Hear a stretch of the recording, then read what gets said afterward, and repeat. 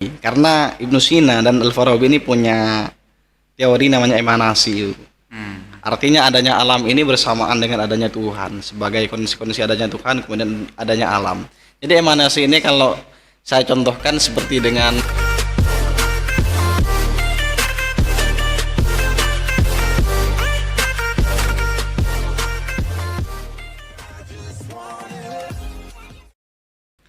Ibnu Sina pernah mengatakan, aku takut kepada sapi karena sapi punya tanduk tapi tidak punya akal. Ketika tanduk itu diibaratkan kepada kekuasaan, tentu sangat berbahaya ketika kekuasaan itu dipegang oleh orang yang tidak mempunyai akal. Dan kali ini, teman-teman pemirsa, saya ditemani oleh sahabat Munif untuk membicarakan sesuatu yang sangat penting bagi saya dan juga mungkin bagi teman-teman yang lain. Karena pada episode kedua Bung Munif, kita sudah membicarakan tentang masalah perseteruan antara Gus Samsudin dengan Pesulap Merah. Dan tentunya di episode ketiga ini bersama Bung Munif, kita akan membicarakan perseteruan atau diskusi dialektik di filsafat dan intelektual Muslim yang lebih substansial, Bung Munif. Siap. Tapi sebelum ke sana, Bung Munif, saya ingin tanyakan dulu, karena ini bagian dari penyatuan persepsi antara kita dan pemirsa. Sebenarnya ketika berbicara filsafat, Bung Munif, pendapat Bung Munif sendiri tentang filsafat itu apa? Jadi begini ya, kalau ditanya tentang pendapat kita harus menelisik kepada definisi secara harfiah begitu dulu. Kalau secara harfiah, filsafat itu kan berasal dari philos dan sophia yang artinya cinta dan kearifan. Oke. Nanti kalau digabungkan ini kan cinta kearifan atau cinta kebijaksanaan. Cinta kebijaksanaan itu poinnya. Iya, itu arti secara harfiah. Tetapi kalau ditelisik lebih jauh, filsafat ini berarti berpikir secara rasional, radikal, sistematis dan universal. Artinya apa? Kita harus berpikir rasional untuk sebagai syarat untuk bisa dikatakan berpikir secara filsafat. Artinya menggunakan pemikiran dengan menggunakan postulat rasional. Kemudian Postulat rasional itu coba dijelaskan Bung Munif. Jadi begini, harus sesuai dengan kaidah-kaidah logika. Sebagai contoh misalnya, semua yang hidup akan mati. Manusia hidup, berarti nanti menghasilkan manusia akan mati. Ini kan kaidah-kaidah logika ya. Terus kemudian berpikir secara universal, secara meluruh, sistematis, runut atau runtut. Kemudian radikal, mendasar, mengakar, tanpa ada batas yang menghalangi, semisal agama. Ini dalam berpikir filsafat harus dilepas dulu, kira-kira seperti itu. Berpikir sampai ke akarnya, begitu ya? Iya, betul sekali. Atau berpikir secara radikal. Artinya penting ya belajar filsafat itu, Bung Munif?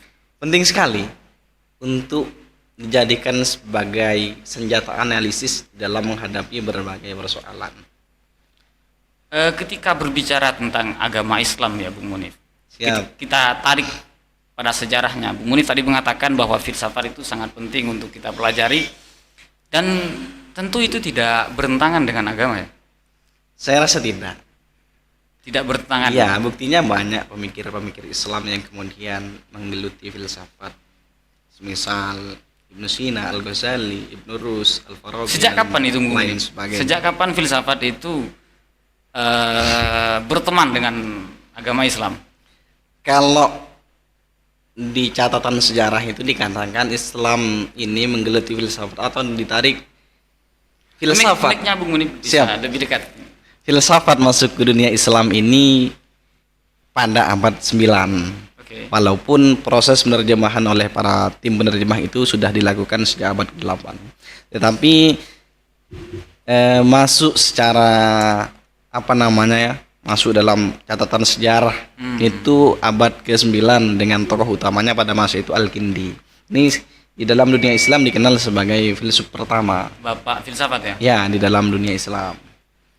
Kemudian generasi berikutnya itu ada Al-Farabi sebagai muallim sani, ada Ibnu Sina. Muallim sani artinya guru kedua, pengajar kedua, atau guru kedua. Dengan muallim awalnya Al-Kindi itu ya? Bukan, Aristoteles. Oke. Dari filsafat Yunani.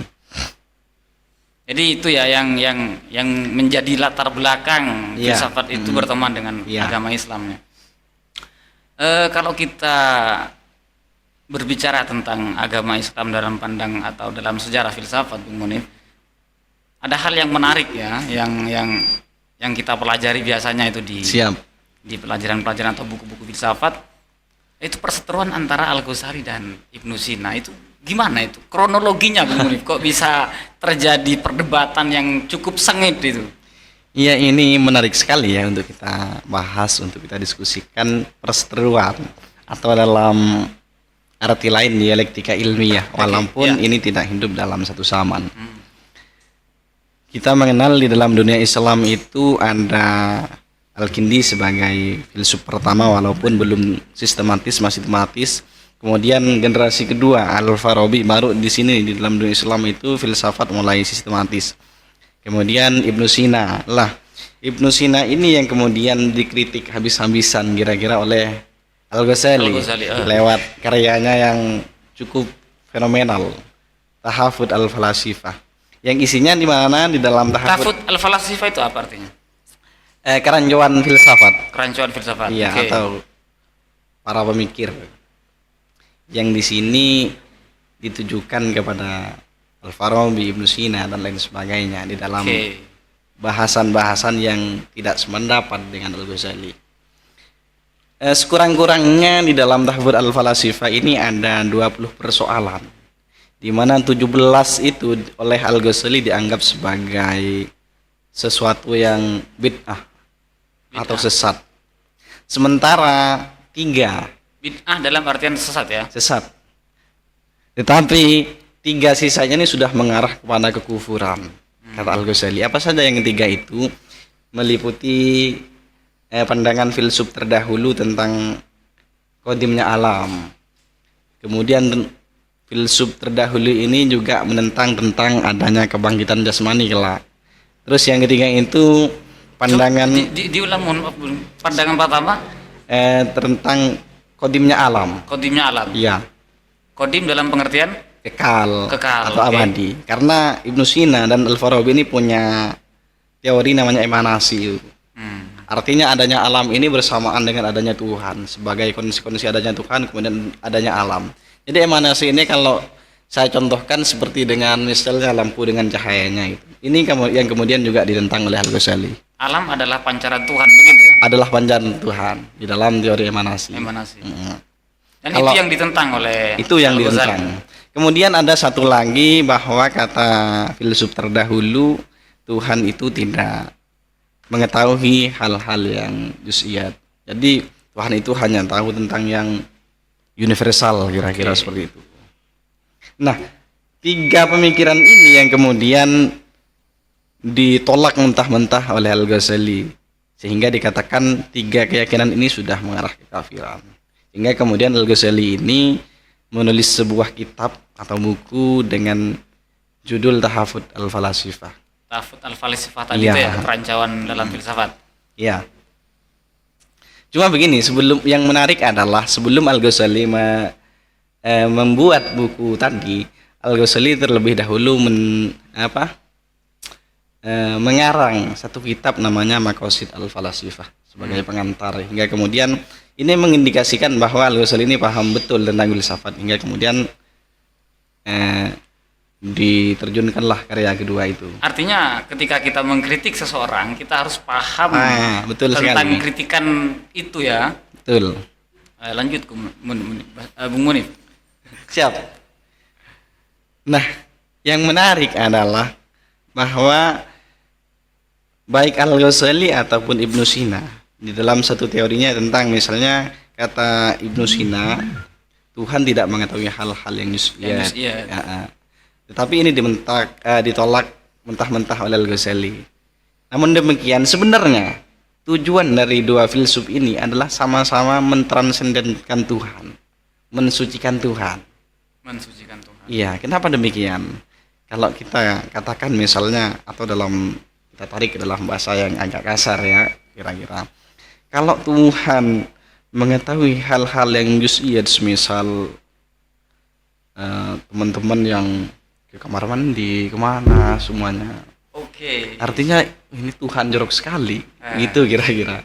Ya, tapi kalau misalnya kata Al-Ghazali, kalau ditarik ke dalam bahasa kita, masa Tuhan nggak tahu hal-hal yang Tuhan nggak tahu hal-hal Hal yang yang kecil. iya yang kecil. Tuhan macam apa itu? Kira-kira seperti itu.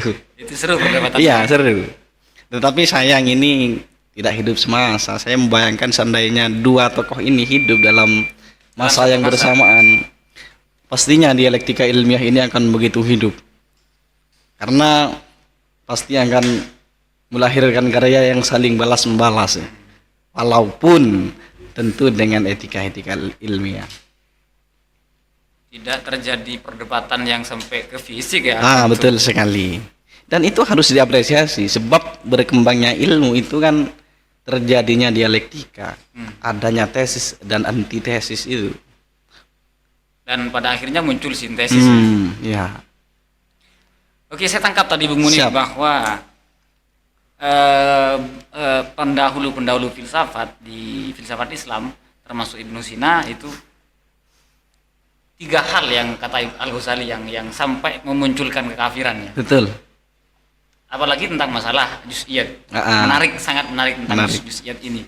Masa Tuhan tidak mengetahui hal-hal yang kecil kata Iya. Al-Ghazali ya. Dan kata gerombolan Ibnu Sina, masa Tuhan tahu hal-hal yang kecil, yang mana hal-hal kecil itu kadang-kadang kan ya jorok. Jorok. Kayak tadi itu di kamar mandi, lain sebagainya Iya. gitu.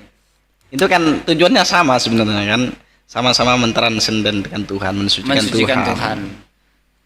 Lalu ada sosok yang lahir setelah itu Bung Munif, Siap.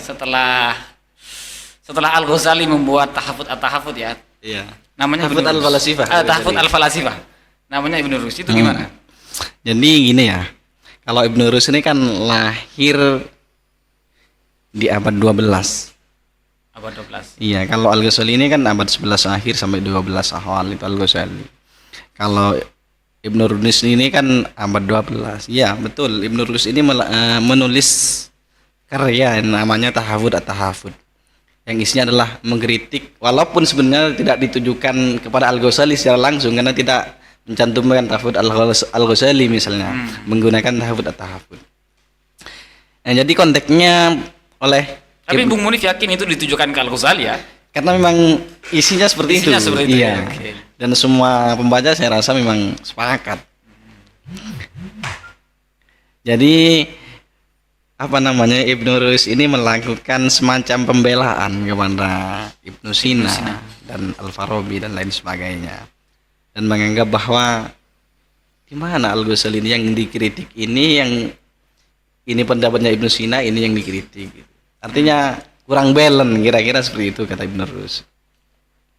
Yang dikritik bukan maksud dari Ah, Ibnu betul Sina. sekali. Bukan pengertian hakiki. Iya. Itu gimana penjelasannya? Maksudnya itu Bung Munif.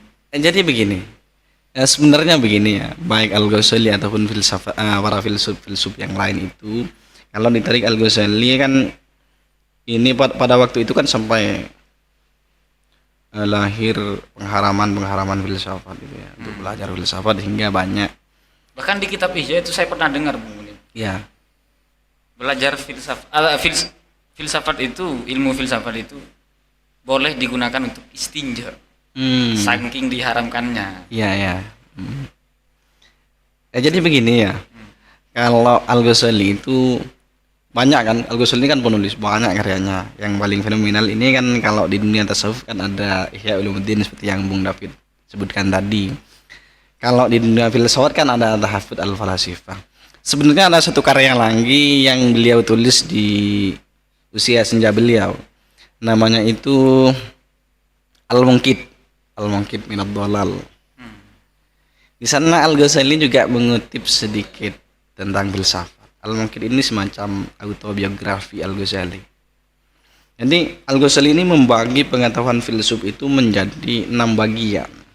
Pertama itu ada matematika, logika, ilmu alam, fisika, etika, dan metafisik. Lah, kata Al-Ghazali, di bagian metafisik inilah para filsuf banyak melakukan kesalahan. Kerancawannya. Iya, khususnya dalam konteks ketuhanan. Sehingga pada waktu itu Al-Ghazali khawatir akidah orang-orang yang masih awam ini kacau seperti itu, sehingga lahirlah pengharaman dan lain sebagainya itu. Kalau 5 yang saya sebutkan tadi, selain yang satu itu, Al-Ghazali menerima dengan lapang dada. Sepakat. Iya, sepakat. Misalnya dalam metafisika, ini ilmu yang saya yakini. Saya yakin, kata Al-Ghazali, bahwa 10 itu lebih besar daripada 3. Walaupun misalnya ada orang yang membawa bukti dengan merubah itu ilmu fisik tongkat, maksudnya ya? ilmu eksakta, matematis. Oh, matematis. Walaupun misalnya ada orang yang membawa bukti bisa merubah tongkat menjadi ular dan mengatakan bahwa 3 lebih besar dari 10, saya tetap yakin dengan pengetahuan saya bahwa 10 lebih besar daripada 3. Artinya Al-Ghazali ini tidak mengeneralisir. Ada bagian-bagian tertentu yang memang dikhawatirkan itu menjadi kekacauan dalam akidah umat Islam, khususnya Ahlus Sunnah wal Jamaah. Karena memang Al-Ghazali ya, Ya. wal Jamaah ya. Kembali lagi ke pertanyaan saya tuh, Munib. Siap. Apa yang kata Ibnu Rus kurang balance kritikan Al-Ghazali terhadap Ibnu Rus itu? Oh, Ibnu Sina maksudnya. Kalau kritikan Ibnu Rus terhadap Ibnu Sina ini begini. Sebenarnya Ibnu Rus ini Ibnu Rus tidak terhadap Al-Ghazali. Al-Ghazali. Ibnu Rus ini tidak hanya kemudian mengkritik Al-Ghazali secara membabi buta, tapi di sana Ibnu Rus itu juga mengkritik Ibnu Sina juga. Oke. Walaupun sebenarnya lebih banyak kepada Al-Ghazali. Karena begini loh, Ibnu Sina ini, kata Ibnu Rus, tidak menjelaskan secara banyak sehingga ini disalahpahami oleh Al-Ghazali. Kemudian Ibnu Rus memberikan pelurusan. Penjelasannya kurang luas mungkin Ah, ya, iya. sehingga Al-Ghazali Salah tanggap salah begitu. tanggap ya. Walaupun ada komunikasi dialektik tapi tidak komunikatif ya. Nah, kira-kira seperti itu. Istilah komunikasi, istilah dalam ilmu komunikasinya. Jadi sebenarnya tidak ada masalah Ibnu Rus ini ya. Siap. Maksud Ibnu Rus tidak ada masalah sebenarnya. Cuman ada kesalahan paham Iya. itu saja ya. Iya. Menurut Ibnu Rus. Terlepas dari bagian-bagian yang dikritik oleh Al-Ghazali tadi. Sampai di situ kita ngerokok dulu. Siap.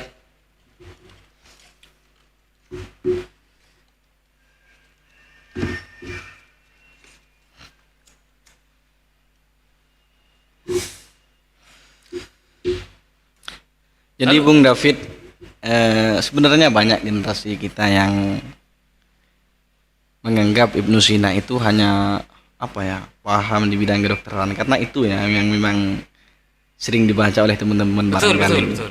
Menganggap Ibnu Sina ini kan pakar dalam dunia kedokteran karena beliau orang pertama yang melakukan Membedah. pembedahan. Padahal di samping itu beliau itu kan juga filsuf. Memandang Al-Ghazali hanya sebagai seorang mutasawwifin, tasawuf. Padahal juga beliau paham betul tentang filsafat. filsafat. Bahkan ini yang perlu kita ikuti kayaknya ya, bahwa Al-Ghazali itu sebelum mengkritik mengkaji dulu ya. Mengkaji Dan dulu. rata-rata masyarakat sekarang kan kadang-kadang mengkritik tanpa ada kajian-kajian Nah. terlebih dahulu. Betul sekali. Ini kesalahan kita sebenarnya.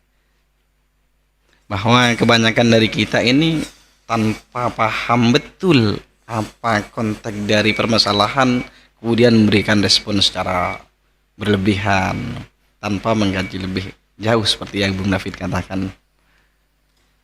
Bung Munib sendiri menanggapi atau menanggapi secara pribadi ya Siap. tentang perseteruan ini gimana? Jadi begini, kalau Baik enggak sebenarnya perseteruan antara Ibnu Sina Al-Ghazali dengan Ibnu Rus itu baik enggak dengan terhadap orang-orang Muslim sendiri? baik sekali, menurut saya baik sekali. Karena dengan seperti itu ini kan terjadi dialektika secara ilmiah yang kemudian membuat pengetahuan berkembang secara berkala. Ini lah hingga kemudian kan kebanyakan orang-orang di luar Islam kira-kira kalau saya analogikan menjadi penonton.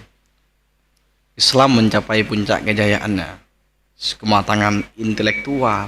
Karena memang pada waktu itu banyak Islam melahirkan pemikir-pemikir yang handal, dan itu menjadi keuntungan besar bagi umat Islam sendiri. Apalagi kalau dikontekskan dengan hari ini kan, pemikir-pemikir yang dari Islam ini kan sudah sangat sedikit ya, sangat sedikit. Bahkan penemu-penemu itu kan kalau sekarang kan kebanyakan orang-orang di luar Islam. Orang-orang di luar Islam. Padahal kalau kita tarik pada sejarah masa kejayaan Islam kan banyak. Semisal Al-Jabar. Angka 0 itu ya. Iya, itu kan yang menemukan itu kan para ilmuwan muslim semua. Seandainya tidak ada Al-Jabar kan sangat mustahil sampai dengan hari ini ada Facebook, ada Instagram dan lain sebagainya. Bahkan Mark Zuckerberg pun mengakui Iya. kalau tidak ada penemu angka 0, maka saya tidak akan pernah membuat Facebook. Begitu. Betul. Oke, kita tarik lagi ke pembahasan awal kita, Bung Munib. Ahli sejarah mengatakan ada 4 fase dalam sejarah Islam, Bung Munib. Fase pertama fase kenabian, fase kedua fase Khulafaur Rasyidin, dan fase ketiga fase dinasti Atau mamlakah ya. mamlakah, dan fase terakhir ini fase kemunduran. Hmm. Banyak orang menafsirkan fase kemunduran fase pada hari ini, Bung Munib. Dan juga banyak yang mengatakan fase kemunduran Islam ini disebabkan oleh pengharaman filsafat. Menanggapi itu gimana, Bung Munib? Iya, pengharaman filsafat. Ini kan ada teks yang kemudian teks ini harus diseimbangkan dengan konteks. Kan begitu kira-kira. Pertama begini, di banyak artikel yang saya baca kan, awal masuknya filsafat ke dalam dunia Islam ini kan ada berbagai faktor, baik faktor internal ataupun faktor eksternal.